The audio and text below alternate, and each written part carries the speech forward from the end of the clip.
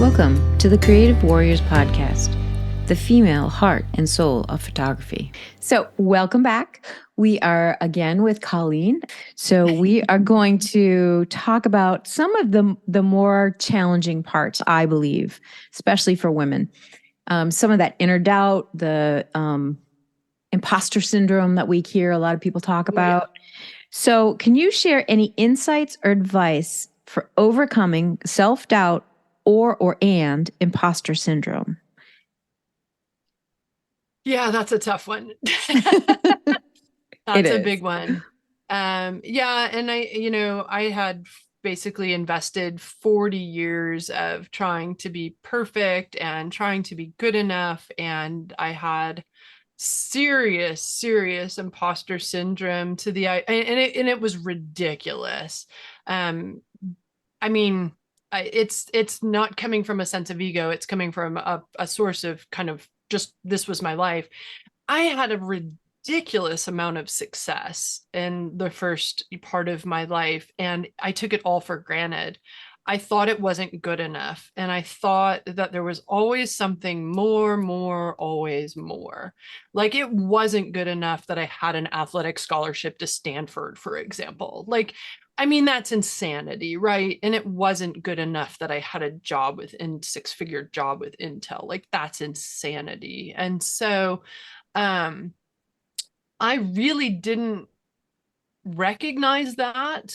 I was kind of going down a not great path in terms of like, just keep achieving, and if, I'm going to keep working hard and I'm not good enough. And God help me if anybody finds out that I'm really, really not as great as they think I am. And like, it's just like a horrible headspace. In 2015, life took a pretty major left-hand turn, especially for a perfectionist that had her whole life planned out.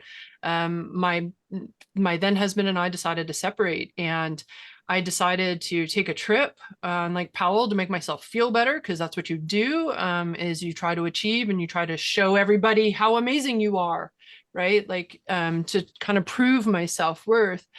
And the trip didn't go as planned. Like we ended up getting rescued in 4 days, and I was with my mother at the time. We ended up trying to stand up paddleboard across Lake Powell. It was supposed to be a 14-day trip, and we got blown off in a windstorm. I watched my mom almost die for an hour or two, and it was just awful. So this is part of my memoir. This is part of the So Said the River. This is part 2 of it. But when I came back from that trip, I had a pretty major meltdown. And it's described in the book. And it was a moment where I was literally sitting in my bathtub crying, that I had failed not once, but twice in my life, which was like the worst thing in the whole world, which of course is a very privileged position to be in. And because there's worse things in the world, as I now know, than not finishing a trip. And so, but for a perfectionist, that was really hard. And I ended up having, this might be a spoiler alert. I ended up throwing one of my candles around my bathtub and throwing it across the room and screaming at the top of my lungs, I am so effing tired of not being good enough. And that moment was me finally realizing how ridiculously awful I had been to myself for 40 years in the name of achievement and in the name of perfection and control and trying to get attention and trying to just be worth something in this world. And I, from that moment on, I kind of had a bit of an unraveling, with comparing myself to others, with trying to learn gratitude, to trying to learn how to get in my own flow, how to get out of my own head, and really coming back to this idea of treating myself as if every day was my birthday, because every day is. And I realized fairly early in this process, right before I started the Lake Powell trip, that's kind of, I took myself to lunch on my 40th birthday. And that's how I decided to go stand up paddleboard across Lake Powell, because that's what you do after your life falls apart. And in that moment, I was eating strawberry pie, and I was like, the reason I love my birthday so much is it's the only day of the year that I'm nice to myself. And because I protected it. It was like, this is my day. I'm going to be nice to myself. I'm going to fill it with all my delights, everything that I'm excited about, my favorite movie, my favorite music, my favorite outfits. I'm going to do my favorite things like stand up paddleboarding, and I'm going to do all the, and then I had this moment where I was like, I wish every day could be like this. And it's like, why isn't it? Why isn't it?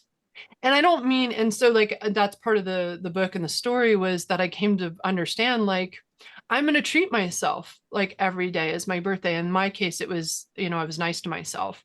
And it doesn't mean that I eat pie every day and I don't like blow out candles every day.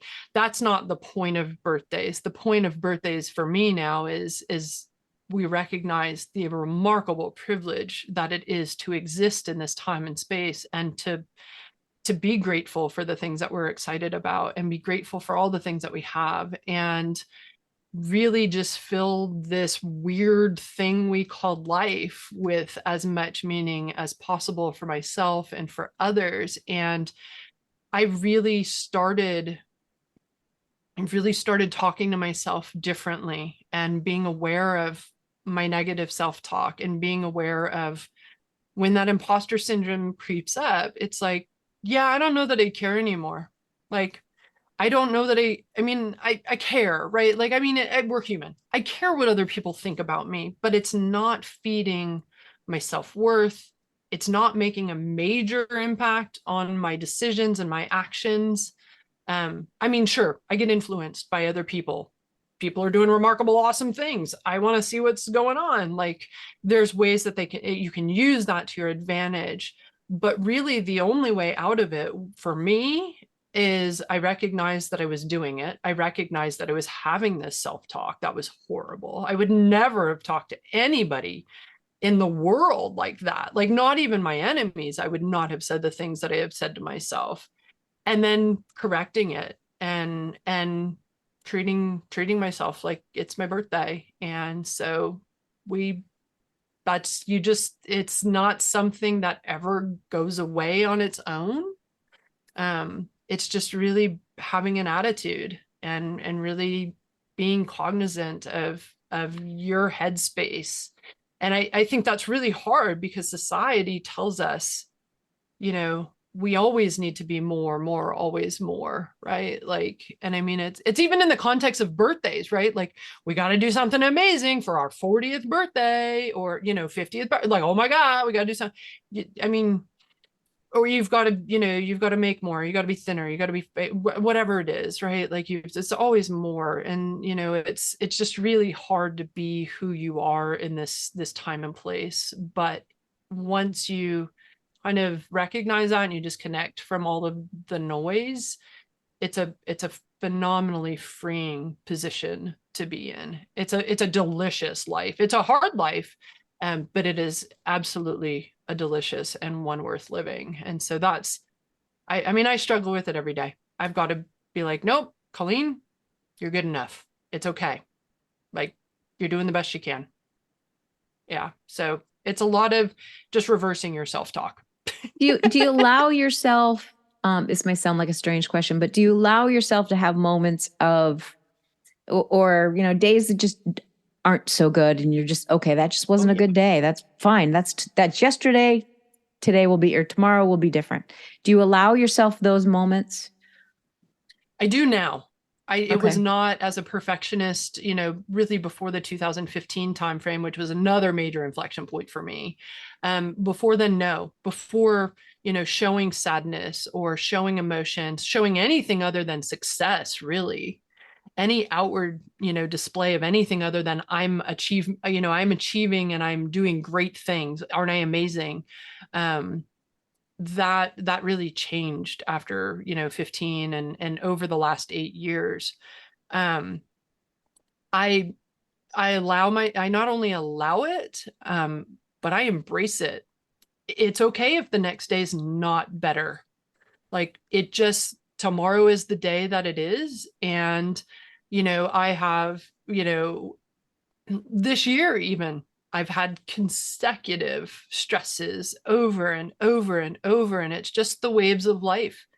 and the waves don't ever go away. But we just get better at navigating them. And I'm not great at it sometimes, I mean, it hurts when we lose friends, who pass or who are dying, or, that are hurt. It hurt, it's hard when things don't go our way. It's hard when we see the atrocities happening in the world. And I think if you're not listening to yourself and your intuition and things like that, I think you're not honoring your own spirit and you're not honoring yourself. And so, yeah, I mean, I've absolutely let myself, take 3 naps a day.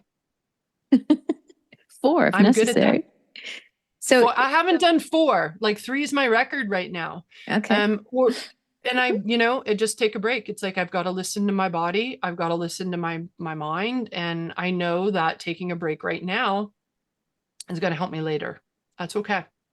So it is what it is.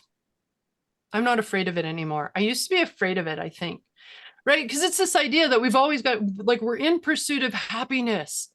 And yeah, I mean, life isn't a bowl of roses. So what happens then? Yeah, like, what exactly. happens? What happens then? Some days are pits. You know what I mean? That's just the way it is. Yeah. And that's okay. And a lot of it is stuff that we don't control. I mean, a lot of it is just, oh, well, here it is, and it's like, all right. So I'll share this. This is a great example. I don't have it with me, but I'll take a picture. I'll share it on Instagram or something.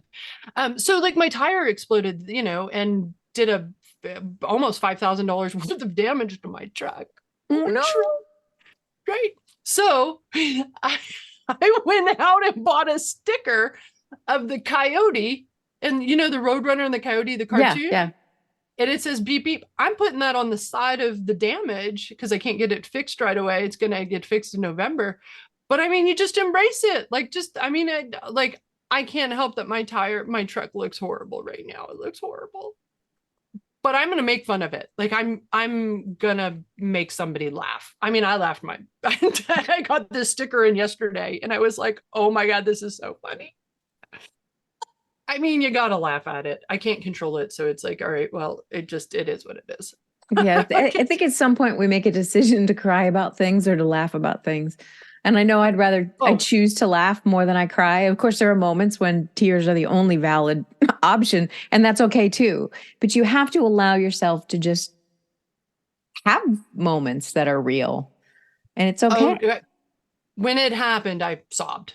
I mean, when it happened, Yeah. right? Because it was like a chain of really not fortunate things that happened in June, and it was just one after another. And it was like, I just, universe, I can't handle this right now. Like, this is not good timing.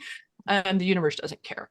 But I did sob. And I, when I went to go visit my friend in the hills of California, which is where I was going on that trip, I didn't get up for sunrise the next morning. I slept almost half of the morning, and self-care was important. And, I made some great images later, but I just needed that time, and I needed that space to just fall apart. And now I'm going to make fun of it, though, because it's hilarious. It's always funnier later. It is, So when you are in the middle of overcoming some of these challenges and you are thinking about authenticity in your work, because what I heard you talk about was being authentic to yourself. So when you're taking that and transitioning that authenticity into your work, how would you describe that to others?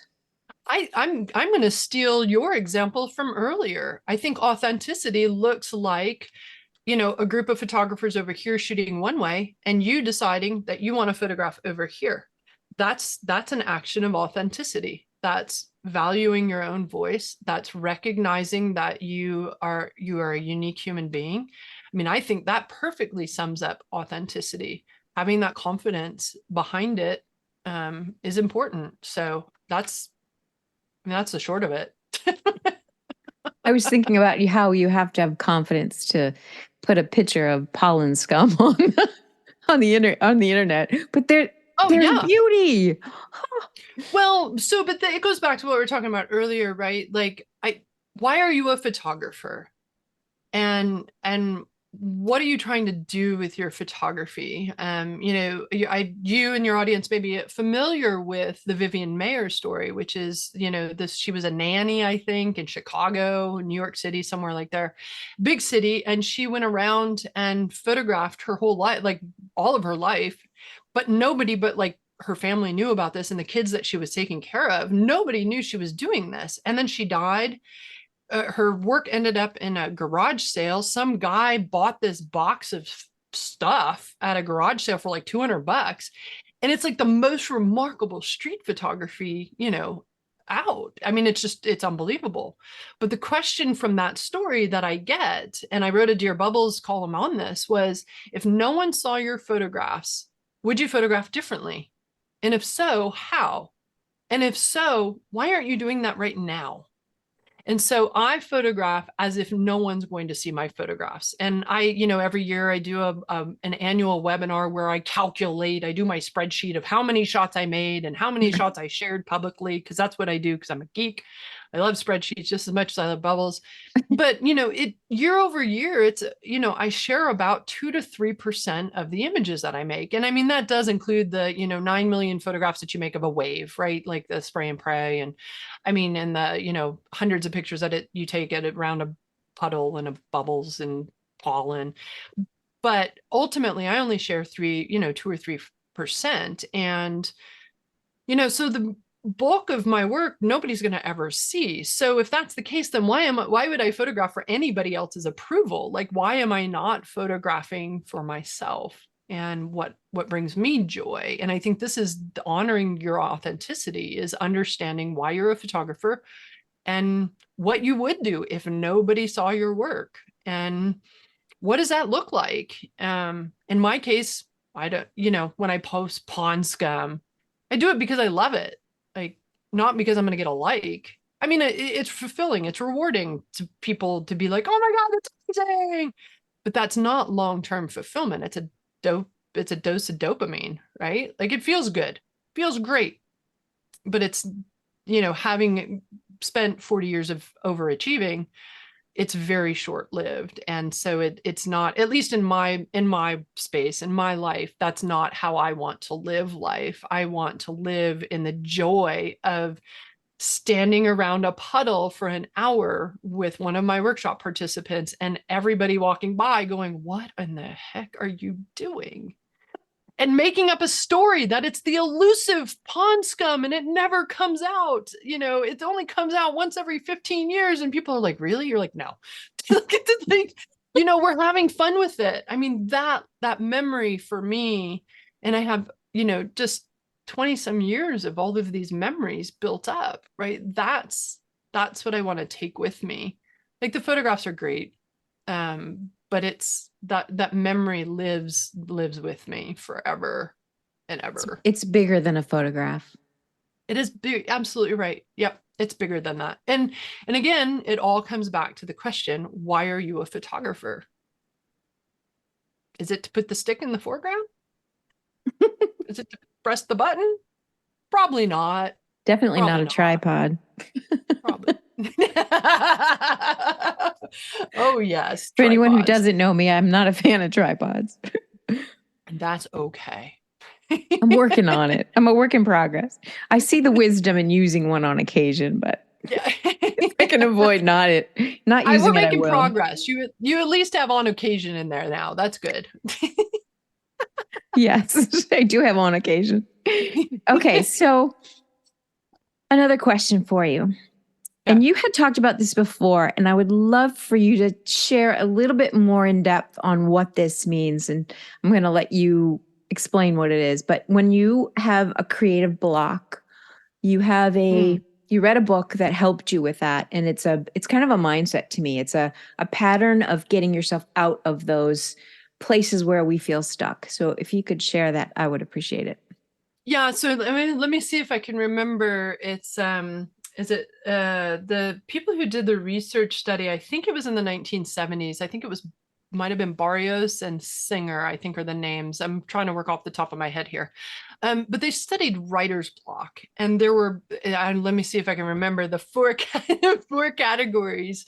That there were 4 different reasons why we get into a block, and writer's block, photography block, it's just a creative block. Yeah, exactly. But it was things like negative self-talk, comparison to others, feeling like you didn't have intrinsic motivation, so you didn't feel like you had a story to tell, and then it was extrinsic motivation, like you didn't have the acceptance or validation from the outside world. And so the 4 of those, any 4 of those could be a reason we get into writer's block, but the 4 of them together just, they shut you down. Danger. And so, yeah, I mean, we're talking a lot about this, right? And so what they suggested is really, I mean, a lot of it is just reversing that, right? Like if you just reverse that, you can get yourself in a headspace where you can create. There's some additional studies that show by Mihaly Csikszentmihalyi, and I don't know if I'm pronouncing his name exactly right, but you get the idea.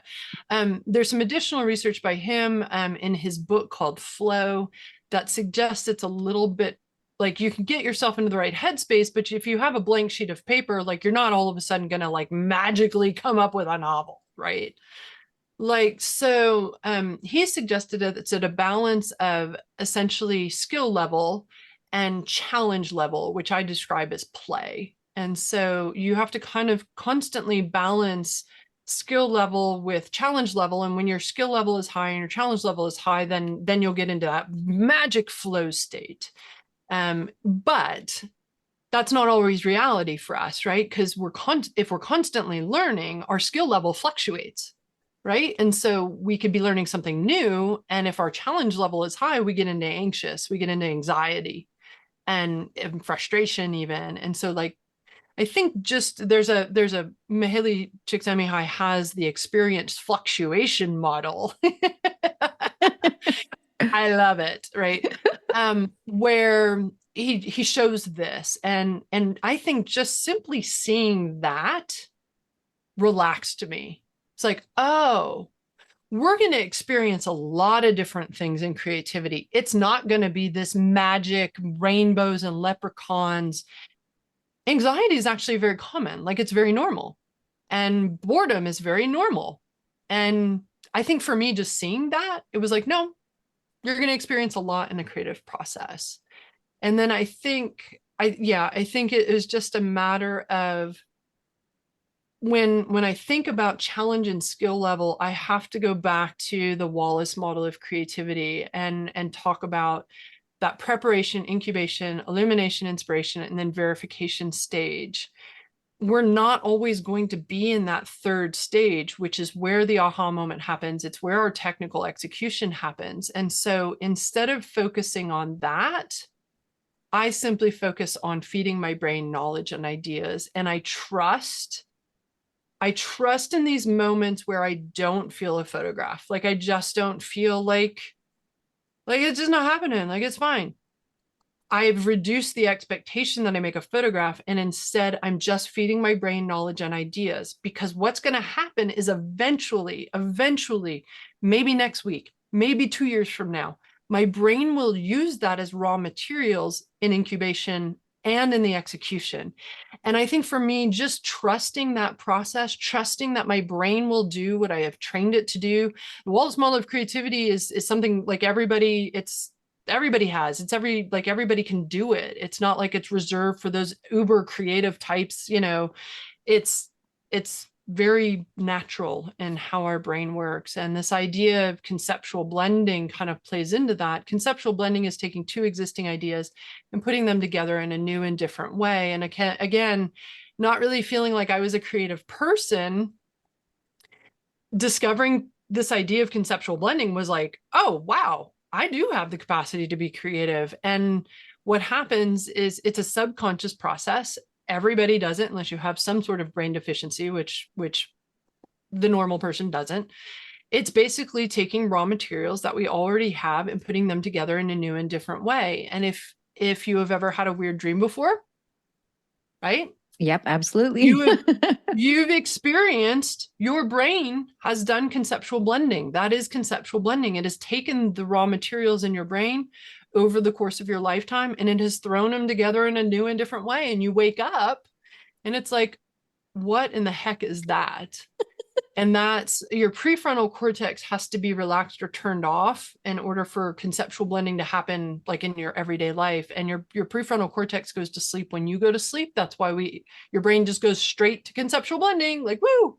And so when it yeah, when it comes to your everyday life, like, you have to be able to relax your prefrontal cortex. And we've talked about slowing down, being mindful, paying attention, humming a song, whatever you need to do, that relaxes that prefrontal cortex. But what happens for me is that in those moments where I'm blocked, when I'm not making photographs, I trust that if I feed my brain knowledge and ideas, I'm feeding conceptual blending. My brain will do something with it. Maybe, maybe not. Don't know. But the more ideas you have, the more imaginative you can be in your photographic. So I try to, in those moments, it's like, well, I try to go do something else. I go paint. I go, I don't know. I go for a hike. I go on a paddleboard. I just do something else. I don't get frustrated with it anymore. I used to. I don't anymore. A great example of this, I'm going through it right now. I really, at the start of kind of last year, my ex-husband died in 2021, and my whole world kind of just went. And, I had a similar response in 2015 when my separation happened. I couldn't make a landscape image to save my life. 2022, couldn't make a landscape photograph to save my life. And I'm kind of in that space right now. In 2015, I got really pissed off about it. Like, I got really frustrated. And it was like, I shot a lot of macro. I shot a lot of like smaller scenes because that was what my brain could handle at that time. And I got really frustrated, and it took 3 years. It was 2018 when I finally came out of the fog and came out of the funk. And I don't know really what triggered that, but it did. And then it happened again in 2022. And when it happened, I recognized it. And I was like, wait, I've been here before. I know what to do with this. And what ended up happening is I've started to see the middle. I've never seen the middle. I've always seen wide angle, and I've always seen really, really tight, small macro, but not that intimate scenes. And then I just embraced it. I was like, I don't care that I've not made a landscape photograph in almost a year and a half. Like, I've made these images and they're really cool. And I love this. And I didn't get frustrated about it this time. And so I think part of being in these creative blocks is not getting frustrated and really using it as a time for exploration, photographically or not, because you're feeding your brain for later. You're setting yourself up for success later. It doesn't have to happen right now.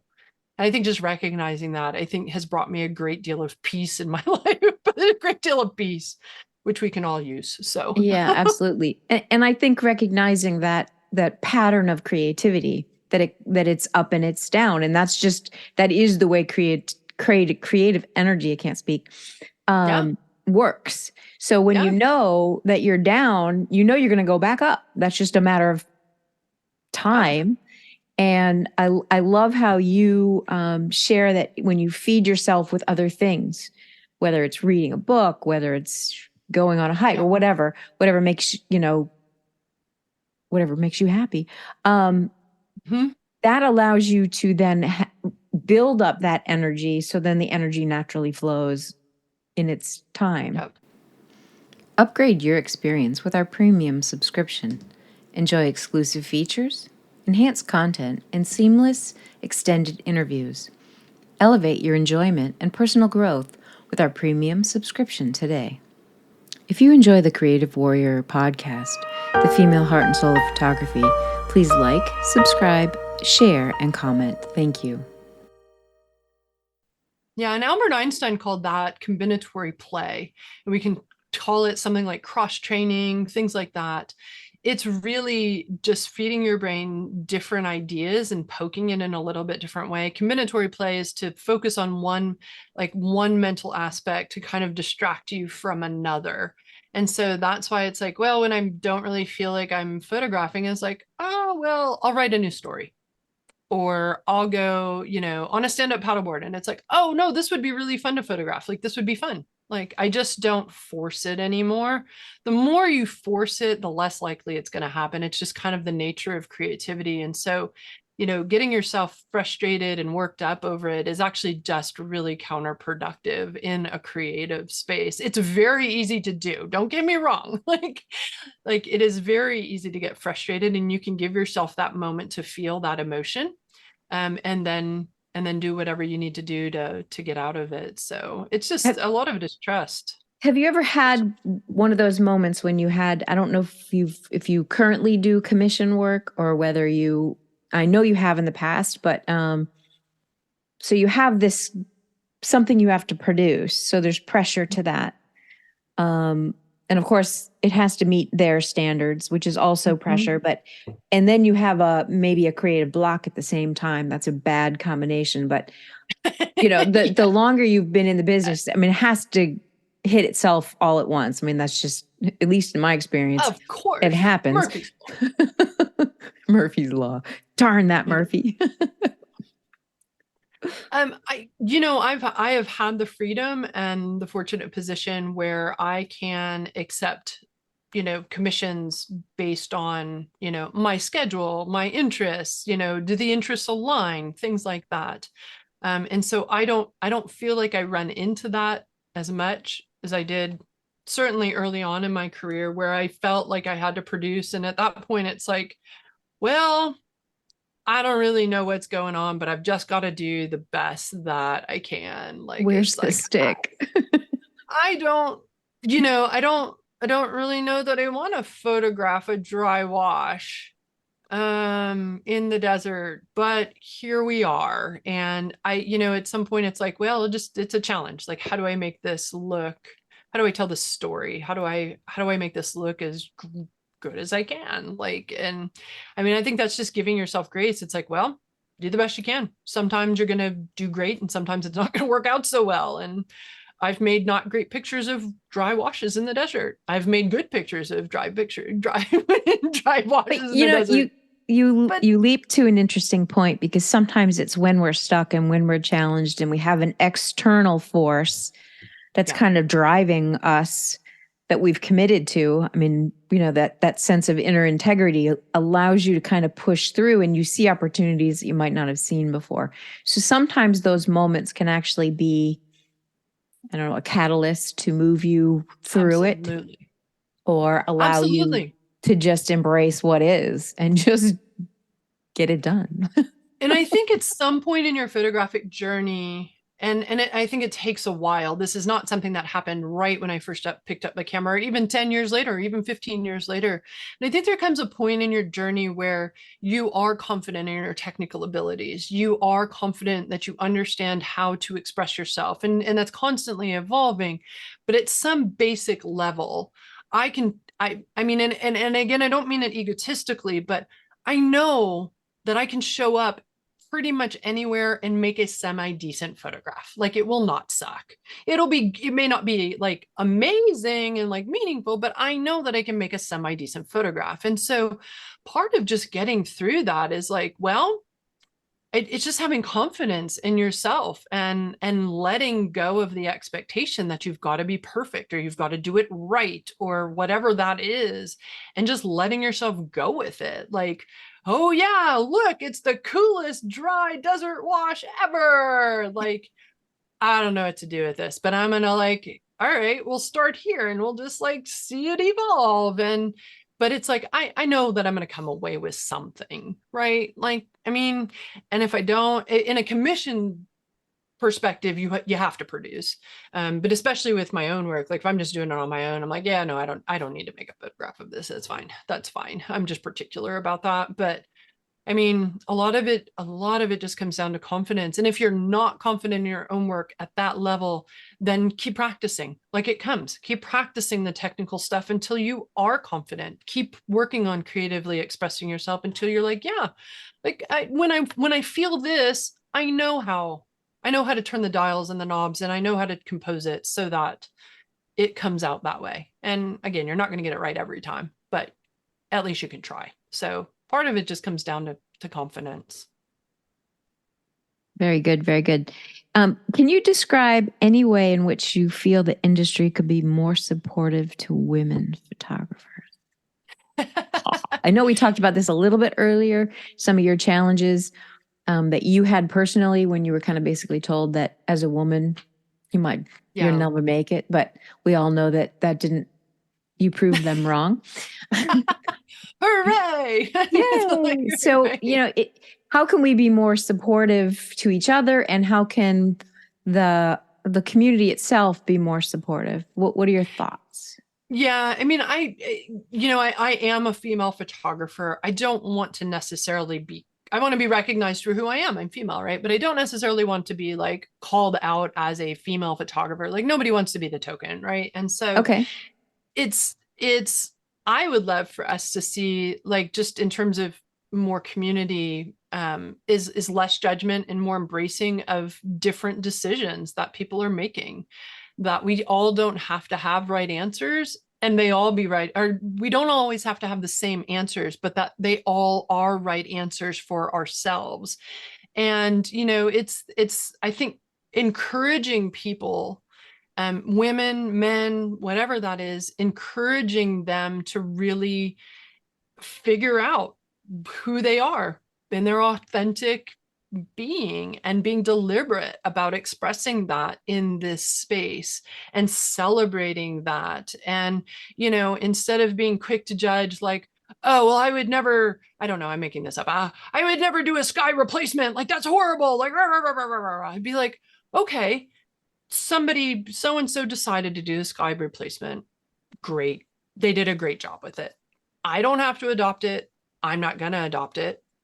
I get to decide for my work. You get to decide for yours. And so I don't necessarily have to get excited about technique or how people express themselves, but I can certainly value them at the core, that they're doing what they think is the right thing to do.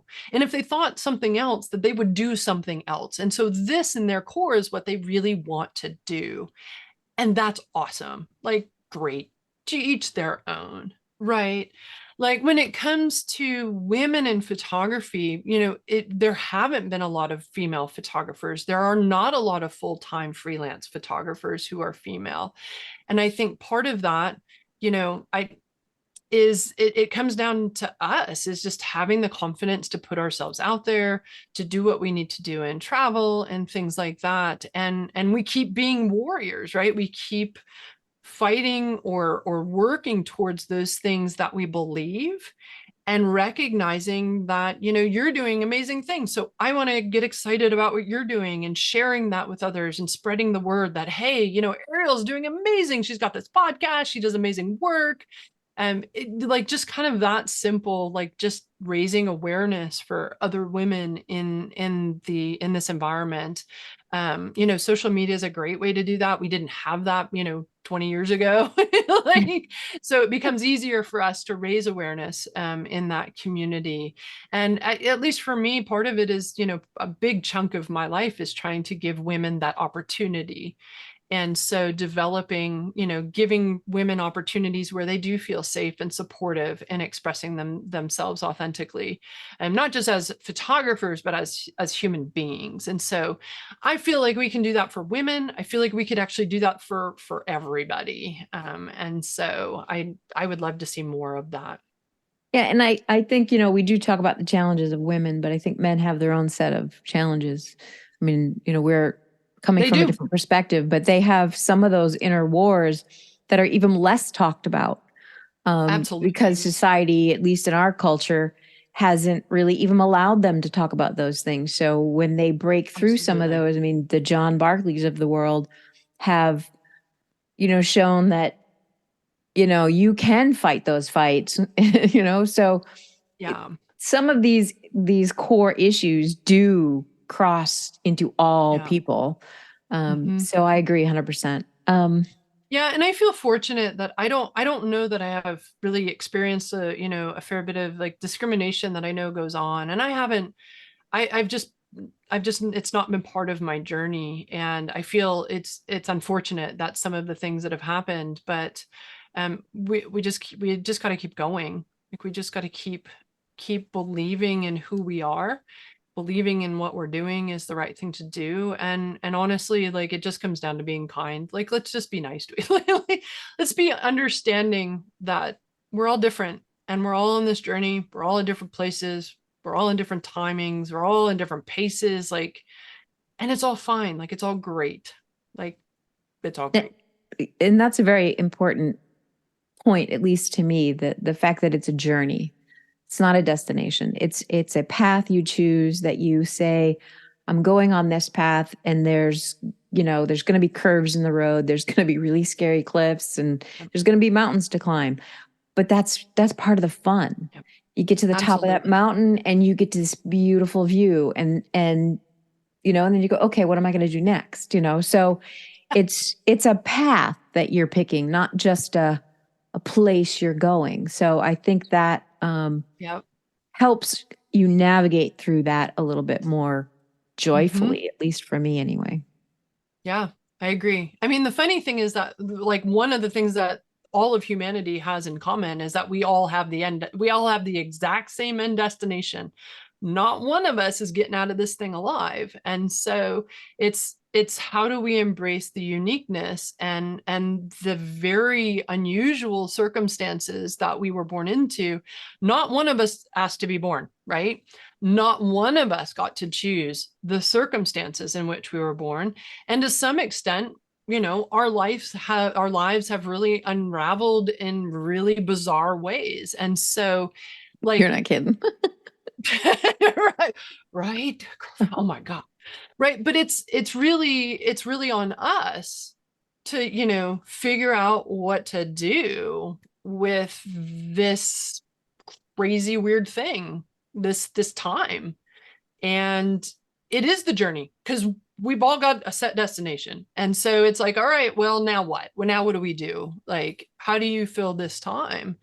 And I love when people do things that are completely different than me, because it enriches my life. It expands my knowledge. It expands, right? Like it's so cool. I mean, there's nothing more inspiring than somebody doing something that's authentically them, even if it's like not anything I would have come up with. Like I love that. I wish we would value that humanity, not like us, but like humanity in general would not be so narrow in their definition of what success looks like or what happiness looks like, that there can be so many right answers. And some of them are right answers, some of them are not really great answers. Like, And some are we just a just right or a left. So some either of it way is is, okay. Yeah. yeah, yeah. It really, so yeah, it is the journey is it. That's actually all we have in this life, is that journey. So might as well make it Okay. good. So I have one more question before we end this episode, but I'm going to word it a little different. I'm going to read it how I wrote it, but then I'm going to word it a little different because of based on what we talked about. So the question is, what impact do you hope your photography has on others? But I would rather ask you, what impact do you hope you have on others? Yeah, I mean, I finding purpose is a gift. And I have a line in my book about this, that I no longer care about impressing others with my best life. I want to help others live their best life. And that can take a lot of different forms. And, my photography obviously fits into that. Things like I want people to be, you know, under feel joy and excitement and enthusiasm over a rainbow pool that like I didn't know about, right? Like, so that's one way, but it's also giving women, men opportunities to experience the outdoors, to raft the Grand Canyon, for example. So it's about creating opportunities for others. And then honestly, a lot of it is just how I present myself, like, and how, how I write or how I'm on social media. I want to be that safe, supportive environment. I want to be that cheerleader. I want to be the encourager.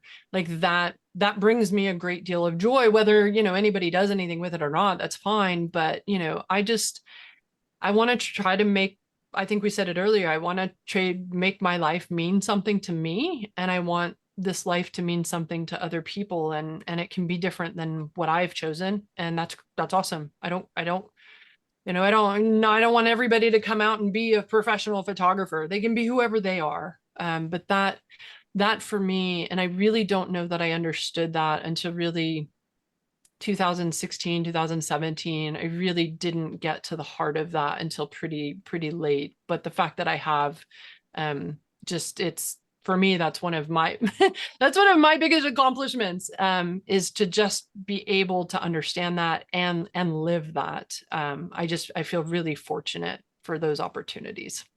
I do believe that place is rare, and it would be. It is. And it's one of the reasons that motivated me here is because I believe each of us can help somebody else kind of get there faster. So we're not, 80 years old and we figure it out, which is, kind of not the time you want to figure it out. It's good you did, but still, I think if the older we get, the more we want the younger generations to not have to live some of those painful lessons. Can we control it? No, but we can definitely share and help.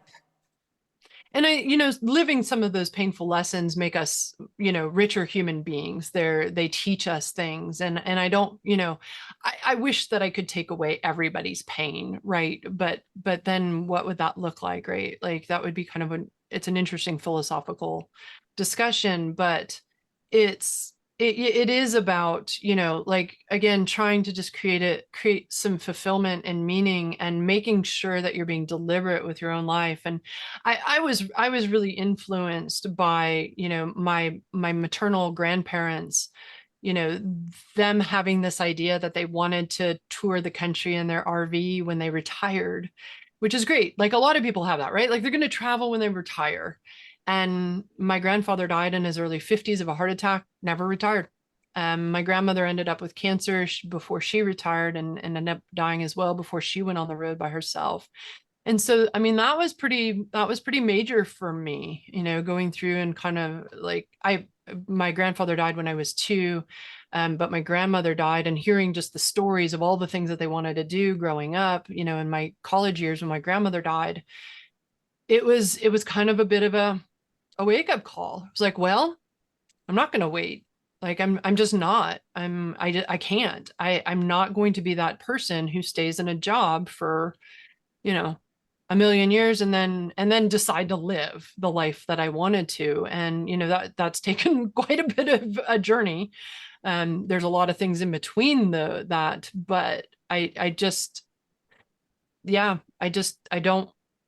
want to reach the end and be like, what did I live my life for me, or did I live my life for, what I thought everybody thought I should do? And I can't live like that. Just, it's a personal thing. I don't know. And you make the choice, and that's the beauty of it. Because it ultimately does come down to a choice, but a lot of people don't know they have one. Yeah. And I think just being mindful that we do have that choice, and it's not something that you have to do. And this is something I learned more recently. It's not something that you have to do like 5 years or 20 years, like big scale stuff. It happens in every day, every minute decisions. Like you can make one decision tomorrow or today, and it changes everything. And there's things out of our control that can change everything in a second. And it's how do you respond to it? Like, how are you going to make the most of the hand that you've been dealt? And for me, it's a game. It's a challenge. Like, I don't know. I don't always know, but I know I'll figure something out. I don't know. Go with the flow, right? maybe it'll work. Maybe it won't. Yeah. I mean, that's my memoir was actually originally called Going with the Flow. We've recently changed it to So Said the River, but it's just to be a little less cliche and a little bit more impactful, but it really is. It's not this idea of passive, like go with the flow. Like that's what I was doing. I was going with the flow of society. And it turns out that that's not my flow. Like I'm my own river. You're your own river. We're all our own river. And we've got to go with our own flow and keep paddling, because sometimes the waves of life are complicated and ugly and they are hard. But sometimes they're hauntingly beautiful too. And so we just got to keep that balance. Yep. All right. So we're going to wrap up this episode, but the next one, we're going to come back with our conclusion with Colleen, but we're going to talk more about the deeper connection with the being mindful in our heart and also with our eye. So training our eye in that direction. So we will be back. Sounds good. One more thing before you go, Colleen. Tell us about Sheography. So Sheography, All Women Photography Workshops, aims to put the her in the photographer. So our workshops and retreats offer women of all ages, all backgrounds, photographic skills, anything goes. I try to offer a safe and supportive learning environment for exploring photography, creativity, and life in the outdoors. So if you're someone who wants to travel on your own, but not alone, I have small groups where we can foster kind of learning and discovering more about the outdoors in a safe space. We learn all about photography. We teach, technical skills, techniques, creative approaches so that you feel more confident in expressing what's inside of you, not what's inside of me or anybody else, but I try to aim to bring out the best in everyone in individual ways. And so if you want to just come on out and share in the joy of photography and art and fun with other women, Sheography is a great opportunity to do that. So to learn more about Sheography, you can go to www.sheography.com, and we're looking forward to seeing you out there. Thank you for tuning in to this week's episode of The Creative Warriors. We want to thank Colleen for sharing her heart and soul with us. We hope you enjoy our fun conversation and gain some valuable takeaways. In our next episode, get ready to learn more with Colleen. If you have any thoughts, suggestions, or questions, do not hesitate to reach out to me at arielfaithphotography.com. Until next time, keep exploring, keep learning, and keep the conversation going. Stay curious and have a happy artistic journey. Thank you for listening to the Creative Warriors podcast, the female heart and soul of photography. See you next episode.